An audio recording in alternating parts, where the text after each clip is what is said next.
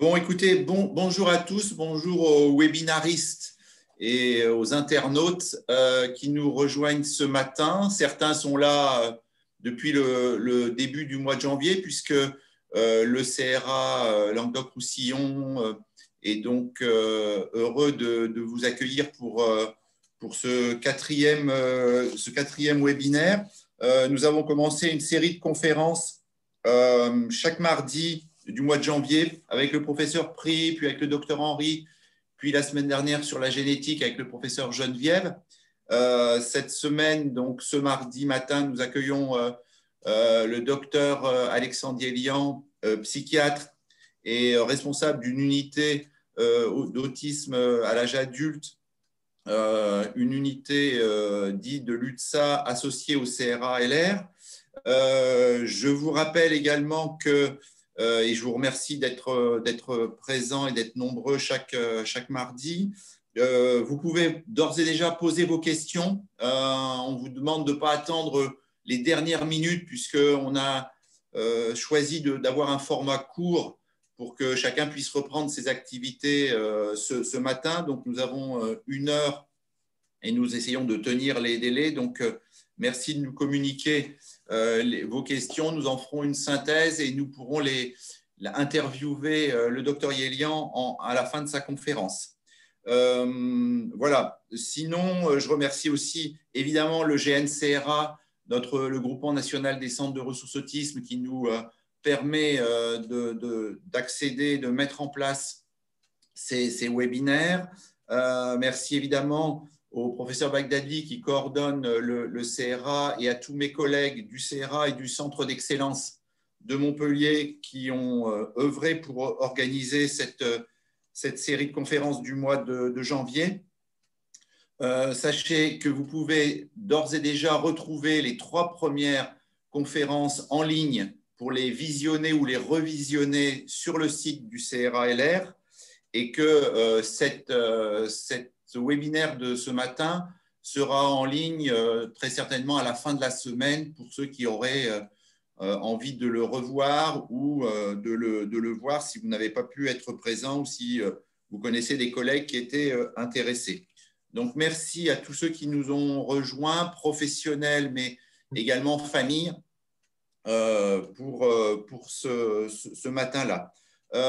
Aussi, pour vous dire, je le redirai en fin de webinaire, ceux qui souhaitent être informés de l'activité du CRA et surtout des nouvelles autour de la question de l'autisme, vous avez la possibilité sur le site du CRA, à l'onglet Informations, de vous abonner à la newsletter, ce qui vous permet de recevoir très régulièrement les informations, les nouvelles, les congrès, les webinaires que le CRA organise, mais pas seulement. Sachez également que nous allons continuer toute cette année à organiser des manifestations. Nous organiserons des actions pour la Journée mondiale de l'autisme du 2 avril, très certainement à distance. Nous organiserons également en juin une série de conférences sur la thématique de l'inclusion, donc sous une forme semblable à celle que nous avons organisée au mois de janvier, c'est-à-dire 4 rendez-vous comme ça hebdomadaires. Bon, le détail du programme vous sera bien sûr communiqué prochainement et nous espérons aussi à l'automne pouvoir de nouveau organiser une série de webinaires. Si tout allait bien, évidemment, on se garde la possibilité de revenir bien sûr sur des journées en présentiel et pour pouvoir se revoir plus directement. Mais ça, c'est une autre histoire et nous verrons bien. Donc, voilà. Donc, le thème de ce matin est celui donc, des troubles fonctionnels. Alors, dans les troubles fonctionnels, nous avons retenu en priorité, mais pas que, les questions qui reviennent très souvent dans nos échanges avec les familles, avec les professionnels, la question de l'alimentation et la question du sommeil, qui sont toujours 2 thèmes très centrales dans la vie des familles, des professionnels et évidemment, bien sûr, des personnes autistes elles-mêmes. mais nous élargirons avec le docteur Yelian cette question à d'autres problèmes somatiques et puis peut-être encore plus largement à la question souvent qui va de pair, qui est celle de la douleur, de l'expression de la douleur, du ressenti, voilà, plus généralement de la douleur. Voilà un petit peu le menu de ce matin, mais je vais tout de suite donner la parole et le remercier au docteur Yelian qui va nous faire dans un premier temps une petite conférence et qui fera suite, enfin qui précédera nos échanges à partir des questions, je répète, que vous pouvez poser essentiellement sur la conversation et le chat que vous trouverez en bas de votre écran très certainement. Voilà, bonne conférence. Docteur Yelian, un grand merci de votre présence ce matin et nous vous laissons la parole. Merci Eric, merci beaucoup pour cette présentation et merci aussi pour l'organisation de ce cycle de conférences. Donc, je vais passer plus vite sur l'introduction grâce à toi. C'est vrai que du coup, j'interviens dans le webinaire du coup, pour vous parler des troubles fonctionnels. C'est un terme qui est assez général pour parler finalement des troubles du sommeil, des troubles alimentaires, des troubles gastro-intestinaux et bien sûr du lien avec la douleur. Avec cette présentation, j'espère pouvoir fournir du coup à tout le monde et en particulier aux aidants des repères à la fois pour le dépistage et aussi pour l'accompagnement. Donc, la complexité, déjà, vient du fait qu'il n'existe pas encore de compréhension détaillée de la très grande hétérogénéité des présentations cliniques qu'il y a dans l'autisme. Et il s'agit d'un modèle multifactoriel où de nombreux facteurs à la fois biologiques et environnementaux se croisent. L'expérience et la littérature scientifique nous montrent que les problèmes médicaux sont plus fréquents dans cette population que dans la population dite neurotypique et cela entraîne malheureusement une mortalité plus élevée par rapport à la population générale. Force est de reconnaître aussi que les difficultés rencontrées ont longtemps été attribuées à l'autisme en lui-même ou bien aux troubles du comportement. Les pathologies somatiques et celles fonctionnelles étaient souvent ignorées ou sous-estimées. Il y a eu des progrès réalisés dans le repérage, mais il reste des situations avec un retard diagnostique encore aujourd'hui. De nombreuses études ont montré des taux de pathologie plus élevés chez les personnes avec autisme. C'est le cas des infections ORL et respiratoires, des allergies, sans toutefois qu'il existe un lien consensuel dans le cas de la dermatite atopique ou de l'asthme. C'est le cas aussi du diabète de type 1. Nous allons parler tout à l'heure des troubles du sommeil, mais aussi des troubles gastro-intestinaux. On reconnaît assez facilement que toutes ces conditions sont responsables de douleurs et nous allons rappeler qu'il convient d'apporter une vigilance toute particulière. Bien soigner les enfants permet d'améliorer le pronostic des adultes, comme le montre une étude relativement récente. Rappelons aussi que la qualité des soins peut dépendre à la fois des difficultés d'expression de la personne, mais également du manque de sensibilisation des professionnels. La question de l'accessibilité aux soins est donc primordiale car elle n'est pas équivalente sur tout le territoire. Smith et ses collaborateurs rappellent que le plus difficile, c'est d'évaluer et d'interpréter la symptomatologie et de considérer d'autres conditions médicales parmi les causes possibles dans l'autisme. Donc, le médecin traitant dans ce dispositif, il a une place centrale dans la reconnaissance et le suivi des troubles associés. Voici une certitude que je partage avec vous, mais qui ne doit pas être une fatalité. Le retentissement familial, il est souvent très important pour ces troubles associés qui ne font pas toujours, paradoxalement, l'objet de nombreuses études. Donc, il peut en résulter des conflits, mais aussi de l'anxiété ou plus généralement un sentiment d'incapacité qui doit, et tous ces vécus doivent être soulagés, bien entendu. Donc, nous allons nous intéresser dans un premier temps aux troubles du sommeil. Ils concernent assez schématiquement soit des difficultés d'endormissement, soit des réveils nocturnes, soit des réveils précoces. Mais il y a d'autres troubles plus spécifiques et il ne faut pas négliger un ronflement nocturne, une fatigue ou une somnolence diurne, ou bien une énurésie par manque de contrôle sphinctérien. Ces troubles concernent 40 à 80% des enfants avec autisme et il est important de consacrer du temps à l'évaluation du sommeil car il peut y avoir des conséquences importantes. La somnolence diurne, mais aussi les difficultés d'apprentissage, les troubles attentionnels, un retentissement sur l'humeur ou tout simplement sur la régulation de l'anxiété.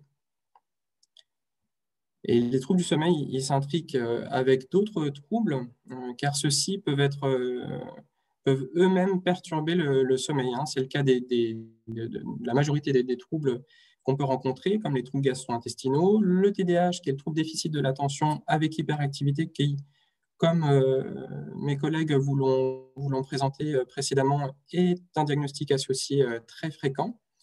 Les psychostimulants comme le méthylphénidate utilisé dans ce profil peuvent avoir un impact aussi puisqu'ils augmentent l'éveil et parfois entraînent une latence d'endormissement plus élevée.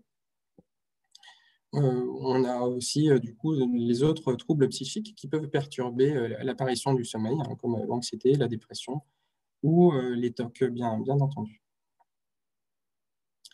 Alors, on a des recommandations assez claires au niveau international et la National Sleep Foundation a émis des recommandations sur la durée de sommeil de l'enfance jusqu'aux personnes âgées.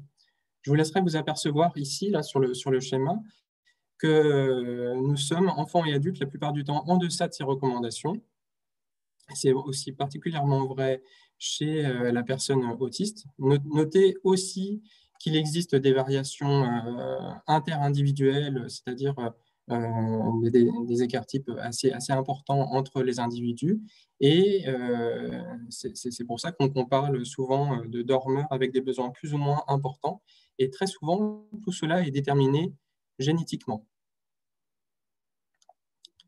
Chez l'enfant avec TSA, on trouve un stade de sommeil paradoxal REM plus court. Et ça aussi, c'est encore une fois, c'est retrouvé chez la plupart des enfants. Plusieurs neuromédiateurs sont impliqués dans le sommeil.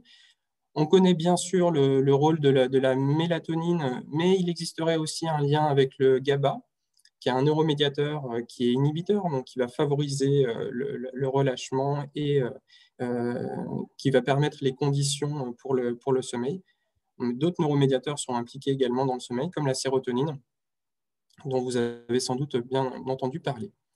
Les particularités sensorielles, dans le sens souvent d'une hypersensibilité aux stimuli, expliquent la difficulté de maintien du sommeil.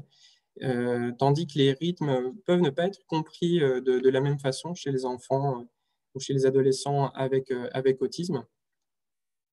On peut citer par exemple la moindre compréhension des indices lorsque l'enfant doit comprendre qu'il est nécessaire de dormir, s'il y a de l'obscurité ou s'il y a des rythmes sociaux qui sont nécessaires de comprendre pour le rythme veille-sommeil.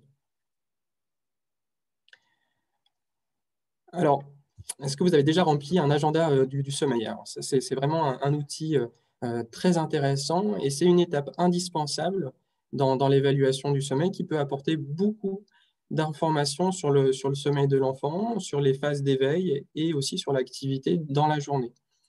Une consultation médicale est souvent nécessaire pour explorer les causes de ces difficultés, mais aussi le retentissement des troubles du sommeil. Et puis, on peut faire appel à des professionnels encore plus spécialisés qui vont s'appuyer sur des examens comme la polysomnographie ou encore l'actimétrie que je vais vous présenter. Voici à quoi ressemble un agenda du sommeil. Les zones grisées sont les zones de sommeil, tandis que les zones claires sont les zones d'éveil. Et on peut apporter différents renseignements schématisés pour avoir une vision assez claire du sommeil sur une période donnée. Vous avez un exemple de polysomnographie. La polysomnographie, donc, elle est réalisée dans des centres spécialisés. On peut mesurer des paramètres biologiques, hein, comme le pouls, la saturation en oxygène. On va noter la présence des ronflements, des apnées ou des hypopnées pendant le sommeil, mais aussi on va mesurer l'activité électroencéphalographique, hein, l'activité cérébrale pendant le sommeil. Voici à quoi ressemblent des actimètres. Les actimètres, ce sont des appareils qui ressemblent à une montre et qui permettent simplement de mesurer l'activité physique, hein, donc les mouvements, pendant une période donnée. Alors maintenant qu'on a présenté un petit peu les troubles du sommeil, quelles sont les pistes recommandées pour aider l'enfant ou l'adolescent à mieux dormir, en particulier lorsqu'il s'agit d'un trouble du neurodéveloppement? Le premier point, c'est d'agir sur l'environnement du sommeil.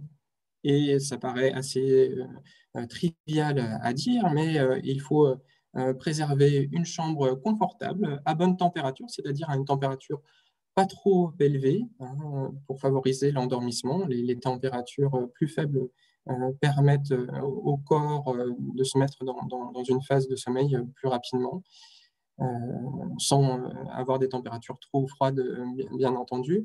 La luminosité est importante aussi pour aider à repérer les rythmes de la journée. Bien sûr, compte tenu des sensibilités particulière, un environnement calme et privilégié. Attention au bruit, même au bruit des autres chambres à côté, hein, s'il y a des frères et sœurs, au bruit d'autres dispositifs dans la maison.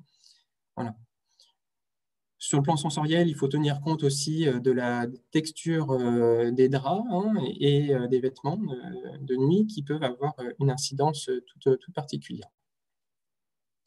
En termes de routine, ce qui est privilégié par la plupart des recommandations, c'est de mettre en place une forme de rituel, une routine du coucher. Ça veut dire le préparer environ 15 à 30 minutes avant le coucher, hein, pas plus long, parce que sinon, c'est un temps qui est pas fonctionnel. Faire ces routines dans la chambre à coucher est important, dans le même ordre, et respecter cet ordre-là. Vous savez, toute l'appétence qu'il y a pour le visuel chez les enfants avec ce profil. Donc, un emploi du temps visuel peut être très utile. Et il va falloir aussi prendre du temps pour identifier les activités qui calment et éviter celles qui vont stimuler. Voici un exemple de routine avec programme visuel, où on peut voir qu'avec des petits pictogrammes, l'enfant peut se repérer, et ça aide à la fois les enfants qui n'ont pas acquis une communication verbale, mais également des enfants qui s'expriment normalement. Le choix de l'heure du coucher et du lever sont importantes, avec du coup des horaires les plus réguliers possibles, hein, vous savez l'importance, hein, de la routine chez ces enfants-là. Attention à ne pas choisir une heure du coucher également trop précoce, puisque cela pourrait être contre-productif. De la même façon, les siestes sont aussi à encadrer, puisqu'une sieste trop longue va diminuer la pression de sommeil et donc, du coup, retarder l'endormissement en début de nuit. Donc, les siestes, à partir d'un certain âge, il faut qu'elles soient assez courtes et donc, du coup, être bien encadrées, hein.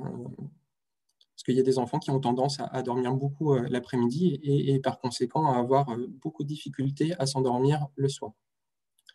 Attention aux repas trop riches aussi juste avant le coucher, qui peuvent perturber l'endormissement. Alors, il est important aussi d'aider l'enfant à s'endormir seul ou bien à se rendormir seul s'il y a des réveils nocturnes.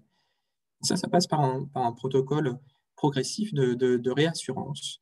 Il est important d'être assez ferme, en quelque sorte, hein, mais tout en gardant la bienveillance. Une phrase du type « c'est l'heure de dormir, tout va bien, bonne nuit » peut être répétée assez régulièrement, de manière assez routinière, pour rassurer l'enfant et lui témoigner de l'absence de danger. Les temps de réassurance vont être assez longs au début et nécessitent une présence plus importante, et puis devront être de plus en plus courts, voilà, de façon progressive et bien encadrée.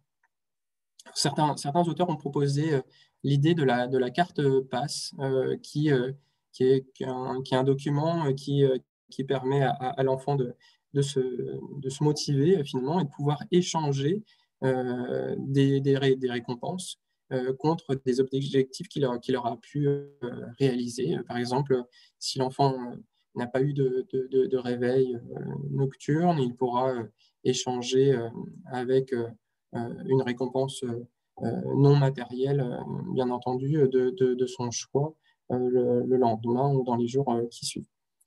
Et on sait que les encouragements sont importants pour encourager des changements de comportement. Donc, le renforcement positif de chaque instant, particulièrement pour les troubles du sommeil qui peuvent avoir un impact important, est fondamental.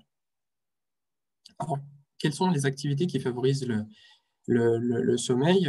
Une activité physique dans la journée, puisque c'est le moment où le corps doit être en éveil, tout en évitant la proximité avec l'heure du coucher. Ça veut dire 2 à 3 heures avant. Il faut une activité calme avant le coucher, hein, qui peut faire partie du rituel, qui peut impliquer les frères et sœurs qui sont souvent fiers de participer. Et puis, si il y a plusieurs enfants en bas âge, ne pas hésiter à considérer des couchers individuels, hein. On est des êtres humains et donc, du coup, on peut faire les choses aussi de manière progressive, quitte à décaler un tout petit peu les horaires de coucher de chaque enfant.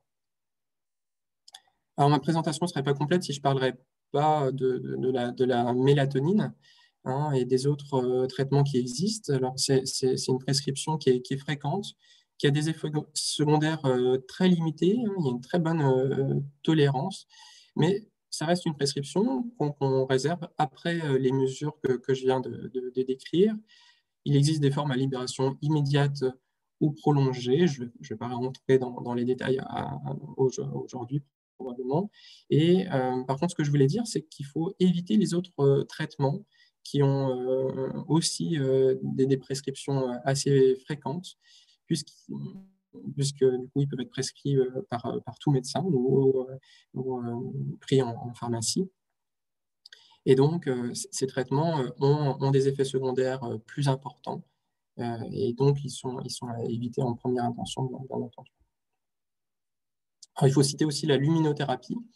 La luminothérapie, c'est l'utilisation de lampes à large spectre, hein, qui simulent l'exposition au soleil. C'est des intensités lumineuses très importantes, au-delà de 10 000 lux, et qui vont avoir finalement un rôle de régulateur dans le rythme jour-nuit, le rythme circadien, et sur la production de la mélatonine, qui est très dépendante de la quantité de lumière perçue par la rétine.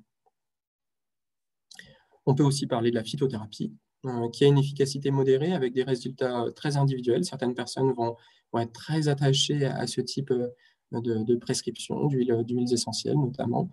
Attention, encore une fois, les huiles essentielles peuvent interagir avec d'autres médicaments qui sont dans l'ordonnance et donc entraîner des effets secondaires. Huile naturelle, huile essentielle ne signifie pas pour autant sans danger. Donc, je vous recommande d'en parler toujours avec le médecin prescripteur, bien entendu. Lorsque on est face à des troubles dans la journée, hein, et qu'il faut essayer de penser à une apnée du sommeil, notamment s'il y a des pauses pendant la nuit, des pauses respiratoires ou bien des ronflements assez importants, et ça peut avoir des répercussions dans la journée très, très importantes. Demandez aussi aux professionnels de vous aider à reconnaître un somnambulisme ou une terreur nocturne, qui sont des parasomnies très fréquentes chez les jeunes enfants qui apparaissent en début de nuit, qui sont souvent associées à des amnésies. Le somnambulisme va pouvoir entraîner des mouvements non conscients pendant la nuit, tandis que la terreur nocturne, comme son nom l'indique, c'est un état d'agitation ou de détresse avec des pleurs ou des cris très importants dont l'enfant ne se rappelle pas. Les enfants se rendorment assez spontanément, assez rapidement après ces périodes-là, qui sont plus ou moins longues. Dans l'autisme, il y a également aussi la possibilité de rencontrer des mouvements répétitifs de la tête ou des membres qui surviennent pendant les phases d'instauration du sommeil. Alors, je vais terminer chacun des chapitres par un petit moment média, et je vous recommande particulièrement le visionnage de la vidéo des docteurs Alexanian et du professeur Samuele Cortese, qui est d'une référence dans les troubles du neurodéveloppement et qui est disponible sur la chaîne Fou de Normandie, sur un réseau social bien connu qui s'appelle YouTube. Passons maintenant aux troubles alimentaires. Et si on regarde cette diapositive qui peut paraître assez complexe, l'alimentation, c'est un processus qui dépend de nombreuses variables, à la fois la participation de l'enfant, mais aussi de son entourage, des conditions physiques, des conditions somatiques, et aussi des fonctions cognitives, d'autres facteurs environnementaux, mais aussi personnels, comme l'âge, le genre, et plein d'autres facteurs étudiés peuvent avoir un impact sur l'alimentation qui est vraiment un processus complexe. Quels sont les types de troubles qu'on rencontre fréquemment dans l'autisme? La sélectivité alimentaire, qu'on reconnaît en anglais sous le terme de picky eating. Si vous devez faire des recherches, du coup, je souhaitais vous mettre ce terme-là. Et il y a les troubles d'origine sensorielle ont un impact parfois important sur cette sélectivité alimentaire. La rigidité alimentaire, c'est le fait d'avoir tendance du coup à répéter du coup, des schémas alimentaires, à choisir toujours le même type d'aliments. Il peut y avoir des difficultés dans la motricité fine qui vont entraîner des difficultés alimentaires, que ce soit pour la mastication ou la déglutition. Et les problèmes de satiété peuvent avoir aussi un retentissement sur cette fonction-là, que ce soit de l'hyperphagie ou au contraire de l'anorexie. Comment aider dans ces troubles-là? Il faut premièrement aménager l'environnement, comme pour les troubles du sommeil, proposer un environnement calme et agréable, diminuer toutes les sources de distraction, comme les jouets et les doudous à table, et aider l'enfant à rester assis.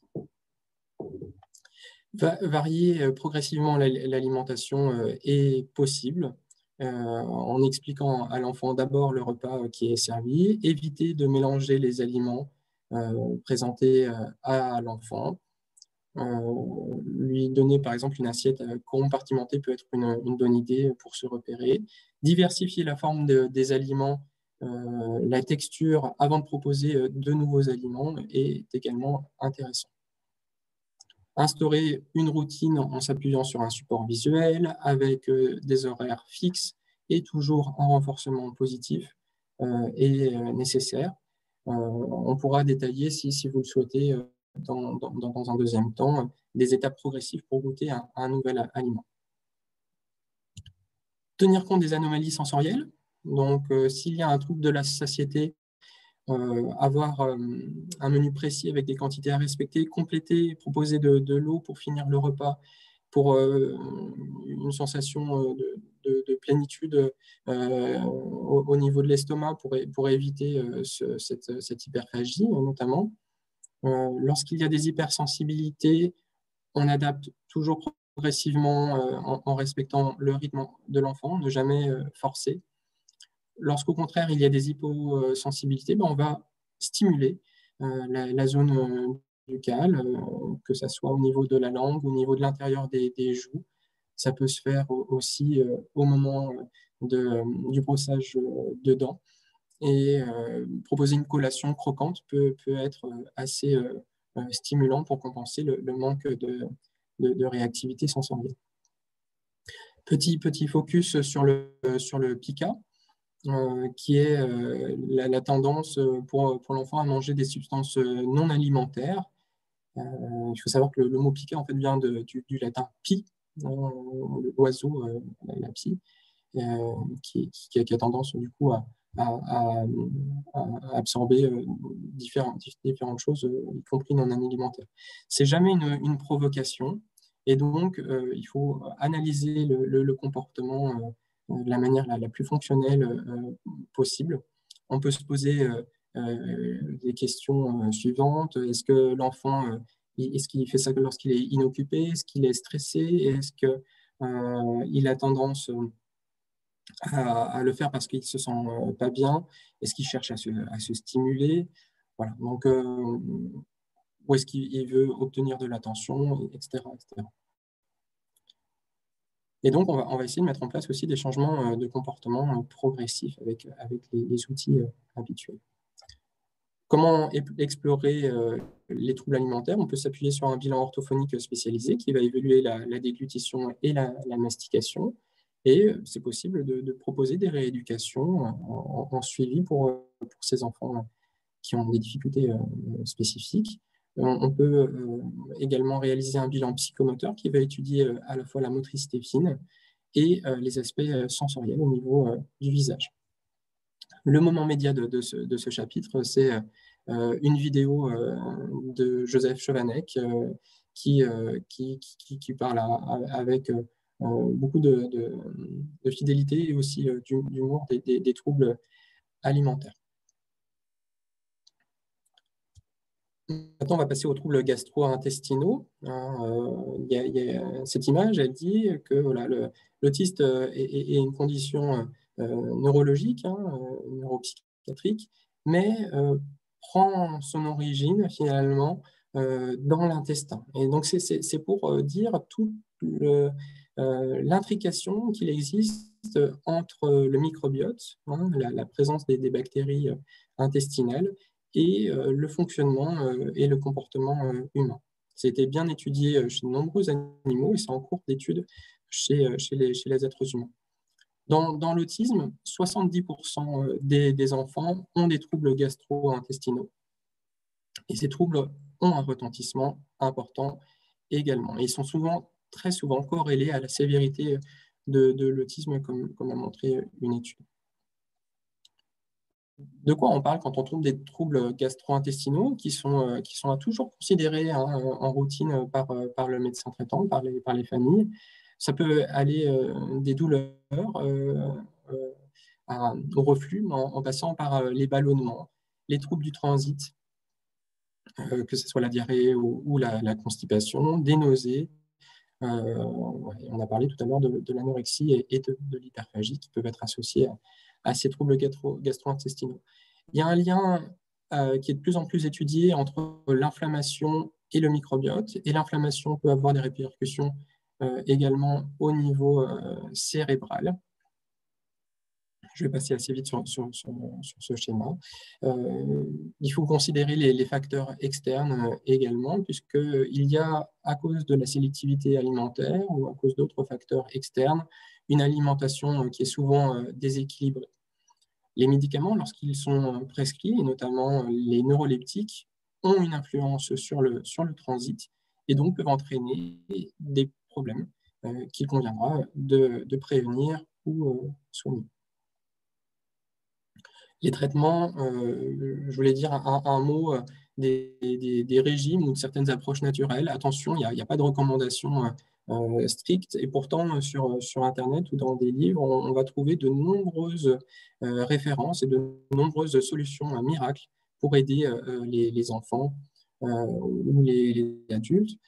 Certains régimes peuvent être dangereux pour la santé de l'enfant et peuvent entraîner des carences. Donc voilà, il faut être vraiment très vigilant à ces régimes-là. Il n'y a pas de lien significatif entre la maladie cœliaque et l'autisme. Donc, attention à tous les régimes sans gluten, etc., qui peuvent avoir beaucoup plus d'impact négatif que positif. Les pré ou les probiotiques sont une piste peut-être d'avenir, qui n'est pas encore suffisamment documentée actuellement pour être prescrite de façon systématique. Mais il peut y avoir un intérêt, justement, puisqu'on sait qu'il y a un déséquilibre dans le microbiote, à proposer justement un rééquilibre de la flore bactérienne intestinale. Les antibiotiques ont pu être étudiés également sur des modèles animaux, mais n'ont pas donné de résultats probants jusqu'à aujourd'hui. Et il faut aussi du coup comprendre qu'ils peuvent avoir un lien avec le microbiote intestinal, mais encore une fois, la balance entre les effets positifs et les effets négatifs n'est pas dans le sens de la prescription.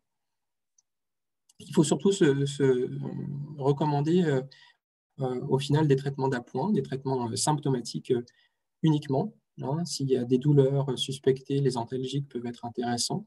S'il y a des ballonnements ou un inconfort digestif, les antispasmodiques sont bien tolérés et peuvent avoir un impact important. S'il y a une constipation chronique, bien entendu, on va mettre en place des règles hygiéno-diététiques. Hein, ça veut dire une alimentation riche en fibres, une eau qui va être riche en calcium et magnésium, etc. Et en dernier recours, les laxatifs. Je me rends compte qu'il y a une erreur sur mon diaporama. Les laxatifs pour ces personnes. Le moment média du chapitre, c'est un retour en 2018 à un moment donné où on pouvait encore se réunir dans des grandes salles avec la présentation du professeur Lavigne qui nous avait parlé de façon très intéressante du microbiote intestinal et de l'autisme. Cette présentation est disponible sur le site du CRA Languedoc-Roussillon. Alors, la présentation ne serait pas complète si je ne pouvais pas vous parler de douleur. J'espère que je suis encore dans les temps pour vous parler donc du coup d'un phénomène qui est important et qui est parfois mal étudié. Il y a chez les personnes avec TSA des moyens de perception et d'expression différents. Pourtant, il est désormais bien reconnu que la douleur est présente. Et donc, il serait faux de dire que les personnes autistes ne ressentent pas la douleur. C'est une cause majeure de comportement en problème et donc doit être évoquée systématiquement devant des troubles du comportement. Sans détailler de façon trop approfondie ce modèle ABC de la douleur, dans lequel une sensation douloureuse va être exprimée par un message particulier à un observateur particulier.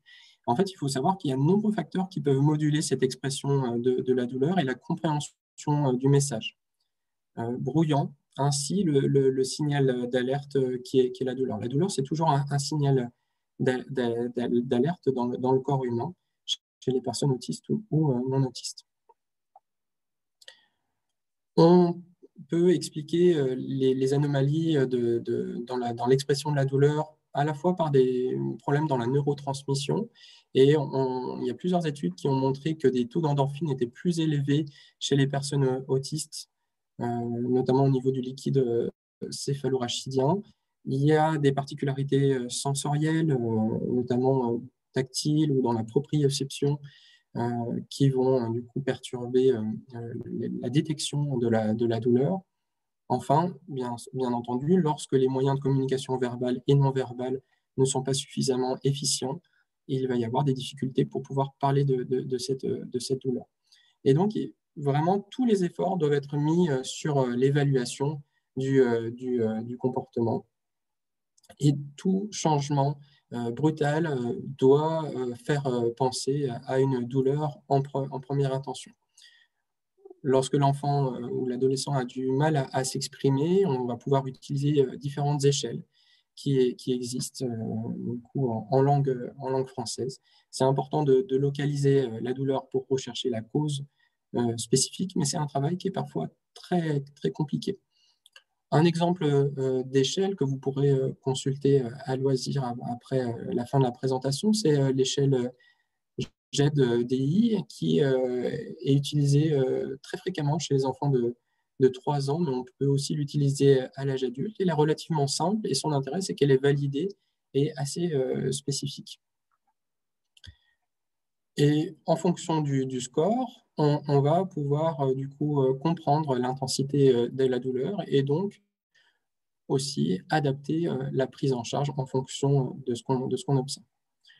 Puisqu'on est en 2021, il faut aussi être content de pouvoir bénéficier d'applications. Il y a plusieurs applications sur smartphone qui existent, en particulier l'application Doloris 2, qui permet de localiser la douleur sur une représentation de corps humain, garçon ou fille, pouvoir indiquer l'intensité de la douleur. Il y a une échelle graduée. Et puis, il y a un son aussi qui va varier en fonction de l'intensité douloureuse, qui peut être du coup très, très facilement utilisée par les enfants ou les personnes peu communicantes. Sensibiliser les professionnels non familiers au TSA est un enjeu majeur. Hein. Ça peut être un travail qui peut avoir beaucoup de bénéfices.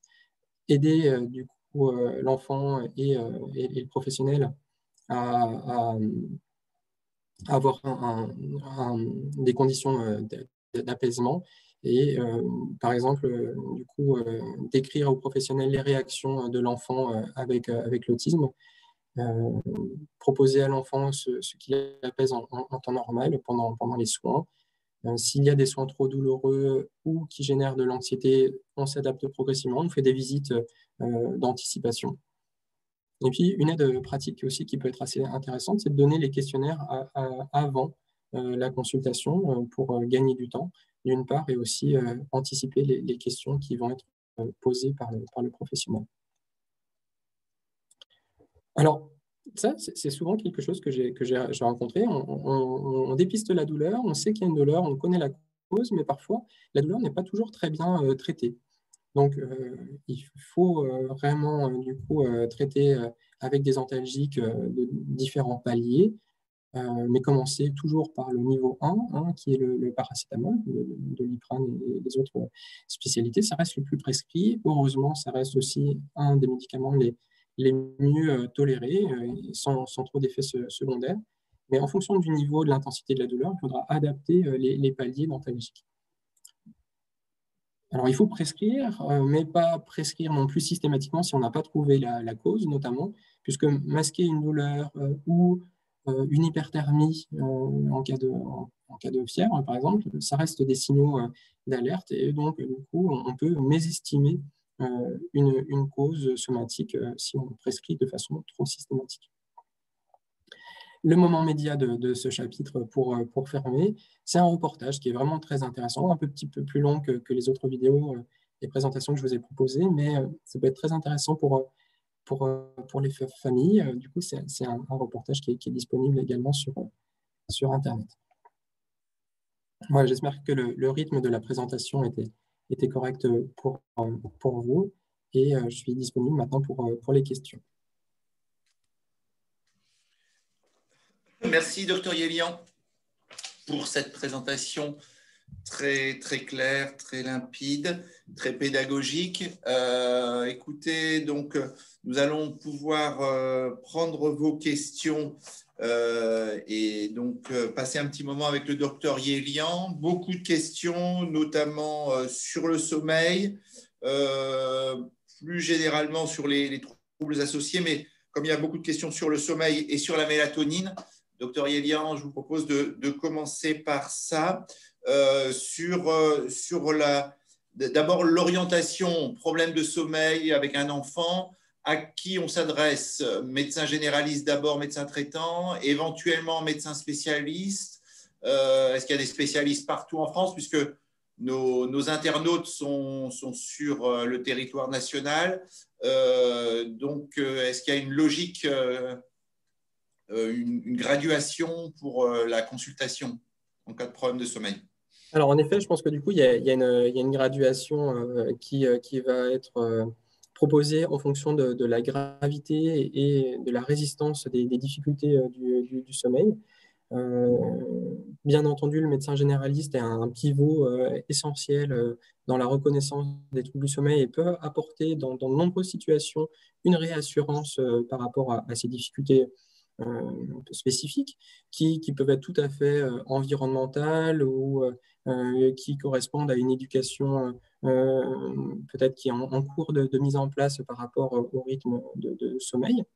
Si les troubles sont plus résistants, le pédopsychiatre ou le neuropédiatre va pouvoir également apporter un lien. À ce moment-là, prescrire de la mélatonine si les difficultés d'endormissement sont spécifiques à un problème relié à cette hormone qui est la mélatonine.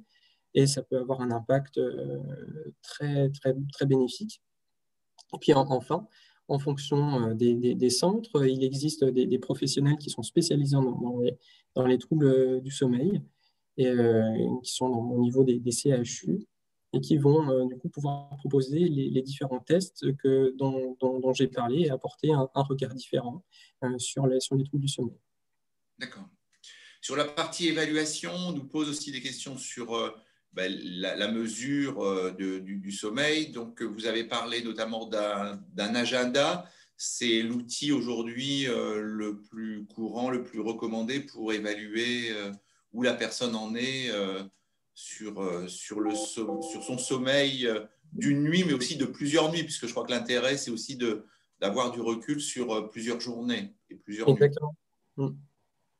Alors, si la question, c'est de savoir où on peut trouver peut-être des agendas du sommeil, si je comprends implicitement. Alors, il y a différents réseaux sur Internet d'associations ou de professionnels qui mettent à disposition des agendas du sommeil gratuitement. Le plus facile peut-être à remplir, c'est celui du réseau Morphée, qui est la première occurrence qu'on a lorsqu'on tape sur un moteur de recherche agenda du sommeil.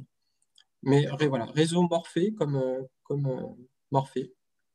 D'accord. De toute façon, je rappelle que cette visio et conférence est enregistrée, que le PowerPoint sera aussi à votre disposition. Donc, vous aurez en fin de semaine tout ça que vous pourrez reprendre tranquillement.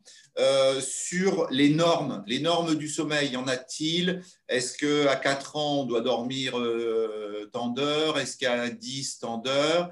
Et vous avez aussi parlé notamment des siestes.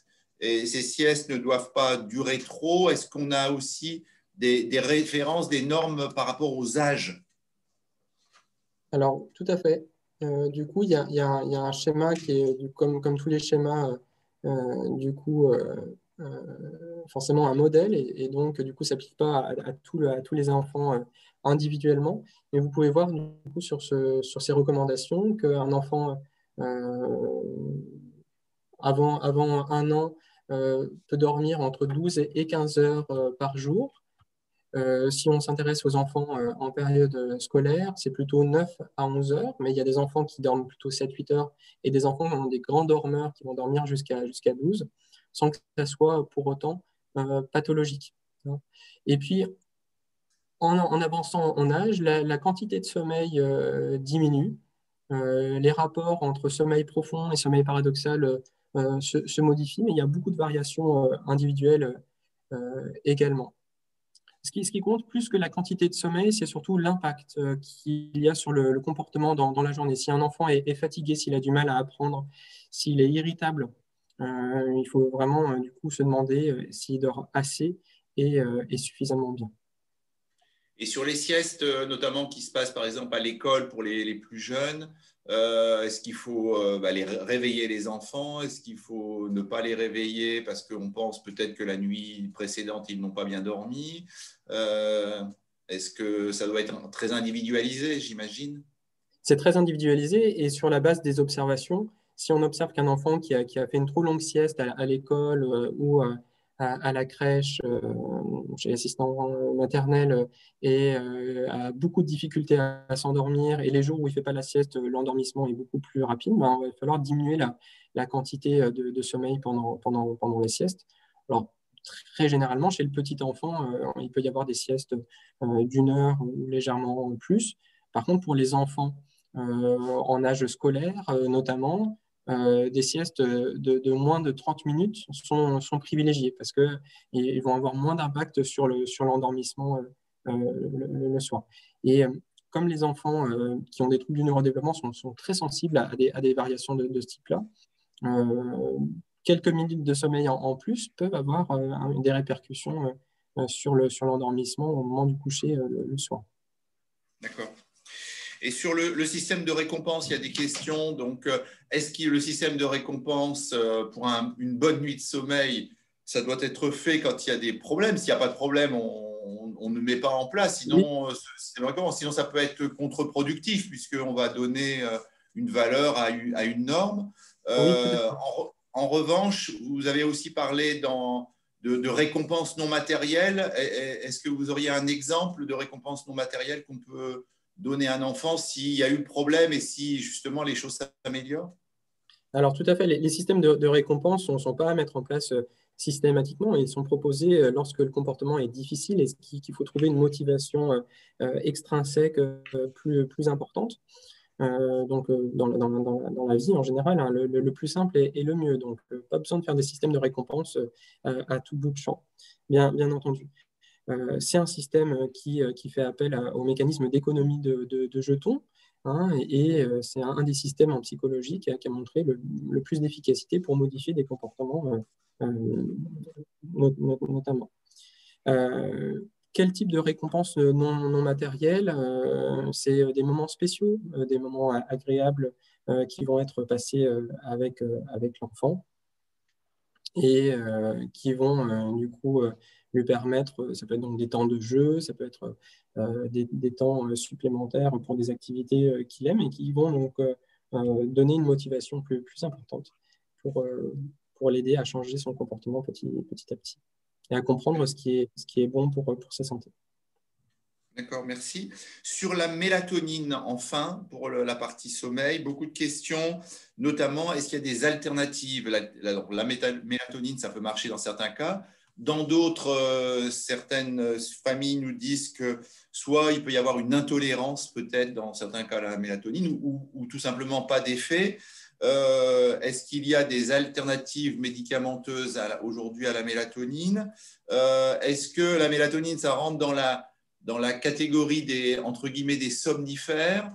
Et est-ce que ça peut être aussi une piste, les somnifères? Puis si les somnifères ne marchent pas, quelles alternatives? Donc, est-ce que, pour résumer, est-ce qu'on a à notre disposition un spectre de traitements alternatifs, éventuellement ou non, aux somnifères et à la mélatonine?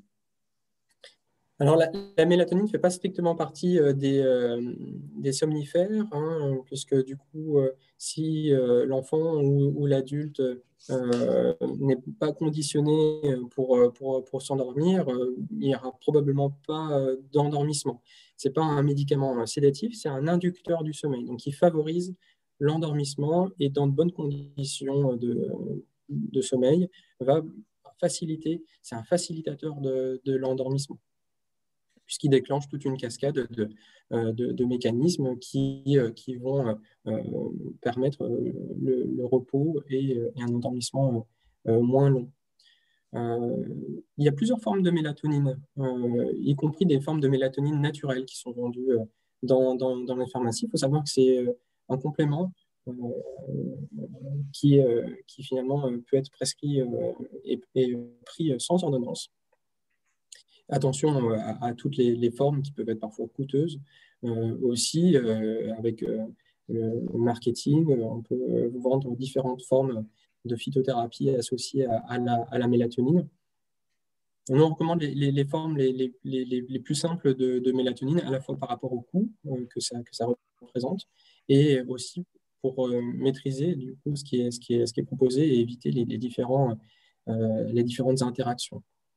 Il y a des personnes qui ont pu parler aussi de l'utilisation du magnésium ou des différentes formes de magnésium, encore une fois, pour diminuer l'agitation et favoriser le calme en fin de journée. Et il y a certains compléments qui se composent à la fois de la mélatonine et du magnésium dans le même dosage. D'accord. Nous passons à la partie alimentation et peut-être pour faire le lien entre les traitements du sommeil et le traitement de l'alimentation et en particulier autour de la question des régimes alimentaires. On nous parle des différents régimes alimentaires qu'on a vu fleurir ces dernières années. On nous parle du régime GAPS. Est-ce que tous ces régimes, quel recul doit-on avoir par rapport à ces régimes alimentaires? Est-ce que tout ça est bien sérieux? Est-ce qu'on est encore dans le cadre de la recherche?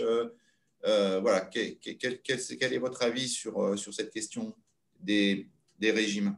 Alors, comme indiqué tout à l'heure, à mon avis, c'est la plus grande prudence par rapport à ces différents régimes qui ont parfois mis en danger certains enfants.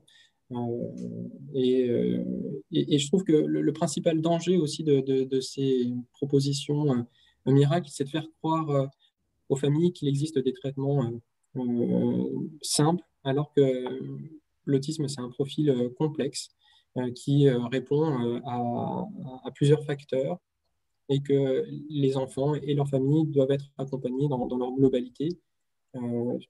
Et l'autre risque aussi, il peut être matériel, hein, avec des coûts importants de formation pour des régimes qui n'ont pas de preuves et qui n'ont pas de recommandations scientifiques et très importantes.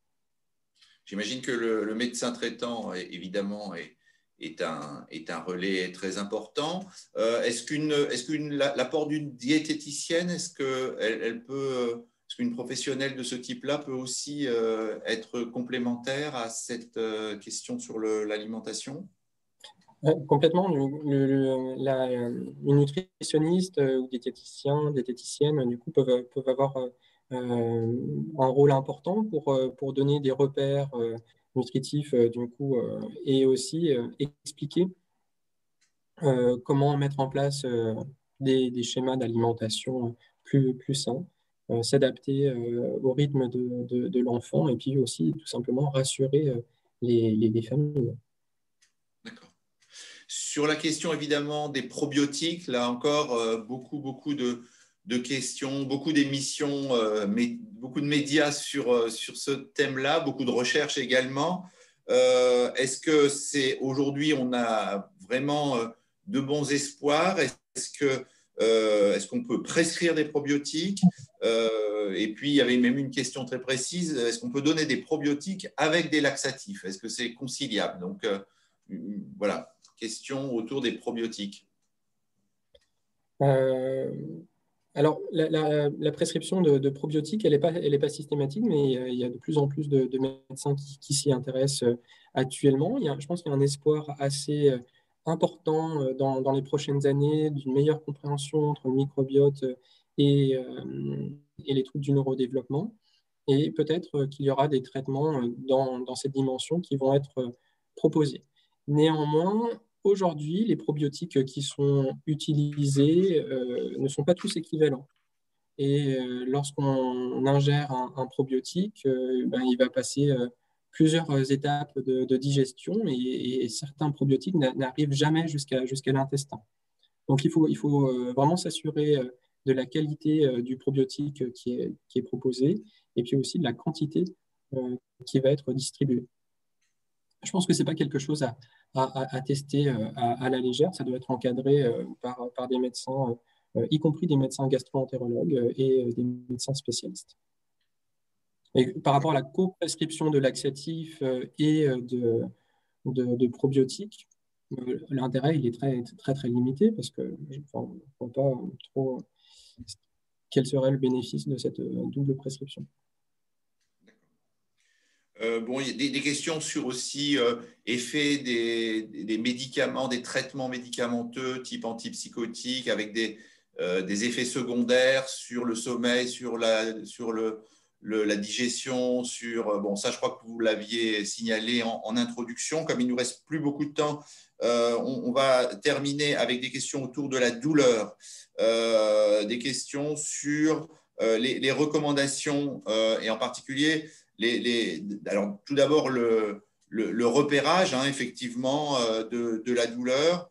Est-ce que, vous l'avez dit, hein, c'est tout à fait complexe cette situation. On sait aujourd'hui que les personnes autistes ont bien mal parce que pendant longtemps, on pensait qu'elles ne ressentaient pas la douleur. On sait également que parfois, c'est plutôt l'expression de la douleur qui est difficile pour elles ou pour l'environnement difficile à repérer. Sur les recommandations justement des antidouleurs, est-ce qu'il y a des choses officielles aujourd'hui sur ces recommandations sur l'utilisation des antidouleurs niveau 1, niveau 2, niveau 3? Ben, il y a assez peu de recommandations vraiment en langue française ou même dans la littérature anglophone.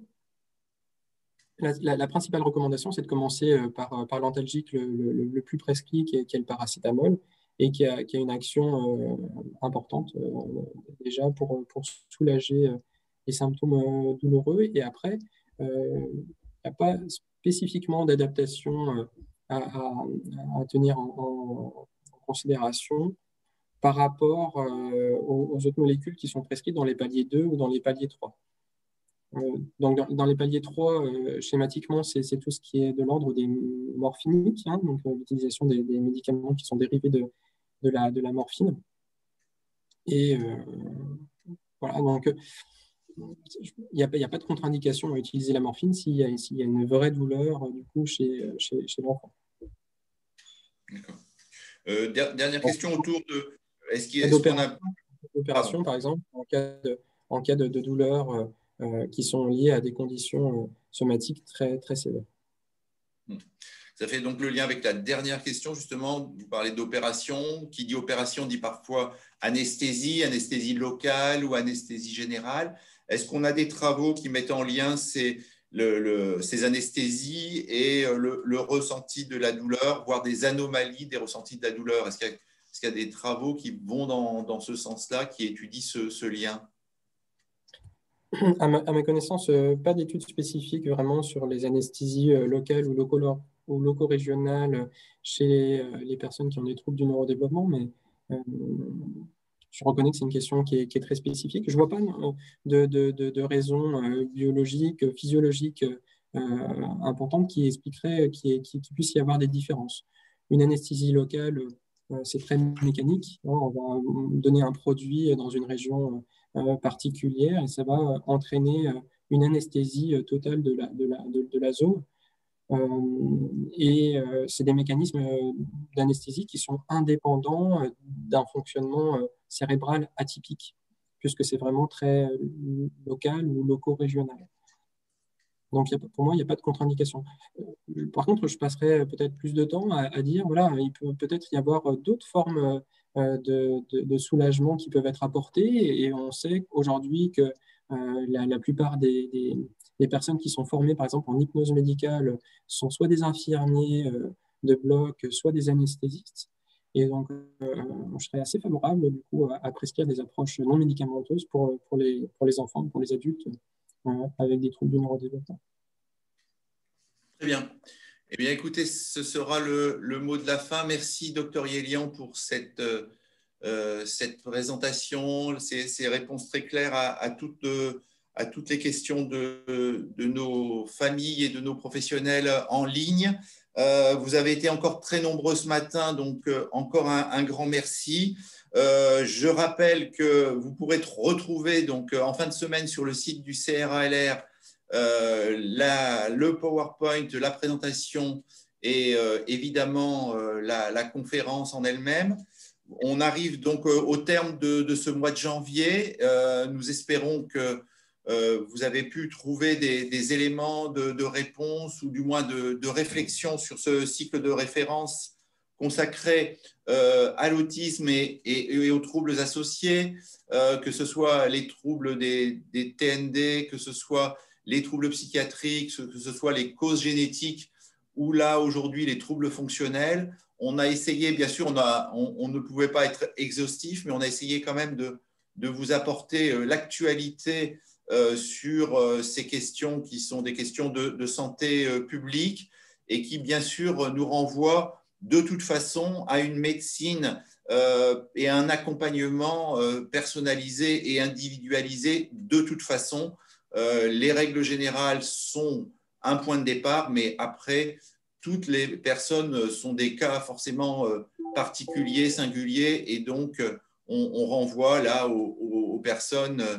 de proximité, que ce soit les médecins traitants, que ce soit les médecins spécialistes qui suivent un enfant, un adolescent ou un adulte, que ce soit les éducateurs, tous les professionnels qui travaillent au quotidien et qui peuvent apporter aussi un éclairage sur des mots associés donc au TSA, enfants, adolescents, adultes. Voilà, n'oubliez pas de vous inscrire pour recevoir notre newsletter sur le site du CRALR. Et puis, nous allons nous retrouver tout au long de cette année 2021 lors de la Journée mondiale de l'autisme. Et puis, nous vous préparons aussi quelques surprises sur des prochains webinaires, une série de webinaires en juin sur le thème de l'inclusion. Et puis, nous espérons aussi à l'automne un nouveau cycle de webinaires. Voilà, prenez soin de vous. Bonne journée à tous. Et puis, à très bientôt pour de nouvelles aventures.